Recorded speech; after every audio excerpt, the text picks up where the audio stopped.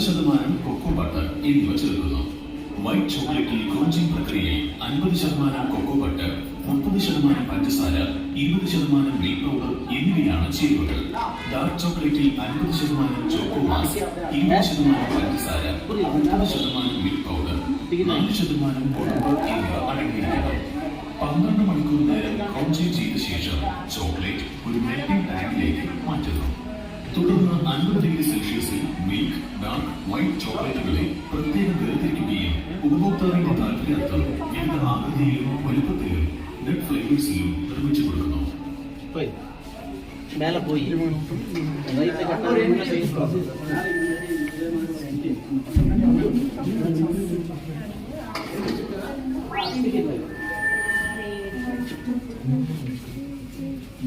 Benchmark chocolate ഫാക്ടറിയിലേക്ക് സ്വാഗതം. ഇന്ത്യയിൽ cocoa മരം ഒരു ഇടവിള കൃഷിയാണ്. കൊക്കോക്കായ മഞ്ഞ നിറമാകുമ്പോൾ വിളവെടുക്കുന്നു. ഇത് പൊട്ടിച്ച് ഈർപ്പം കളഞ്ഞ് ഉണക്കിയ ശേഷം പ്രോസസിംഗ് സെന്ററിലേക്ക് മാറ്റുന്നു. വറുത്ത കൊക്കോ കുരു പൊടിച്ച് ദ്രവരൂപത്തിലാക്കുന്നതാണ് ചോക്ലേറ്റ്.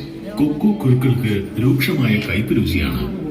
അത് ഫെർമെന്റേഷൻ ചെയ്യുമ്പോഴാണ് അതിന് രുചി കിട്ടുന്നത്. ഫെർമെന്റേഷന് ശേഷം ഉണക്കി വൃത്തിയാക്കി വറുക്കുന്നു. 135 ഡിഗ്രി സെൽഷ്യസിലാണ് കൊക്കോ ബീൻസ് വറുക്കുന്നത്. വറുത്തതിന് ശേഷം ഇവ പൊടിച്ച് 50 ഡിഗ്രി സെൽഷ്യസിൽ ബാൾ മീൽ മെഷീനിൽ വെച്ച് പൊടിക്കുന്നു. ഇത് പിന്നെ ചൂടാക്കി ദ്രവരൂപത്തിലാക്കുന്നു. ഇതിനെ കൊക്കോ മാസ് എന്ന് പറയുന്നു. മിൽക്ക് ചോക്ലേറ്റിൽ 20% കൊക്കോ മാസ്, 50% മിൽക്ക് പൗഡർ, 20% പഞ്ചസാര, 10% കൊക്കോ ബട്ടർ എന്നിവ ചേർക്കുന്നു. വൈറ്റ് ചോക്ലേറ്റിൽ ക്രഞ്ചിംഗ് പ്രക്രിയയിൽ 50% കൊക്കോ ബട്ടർ,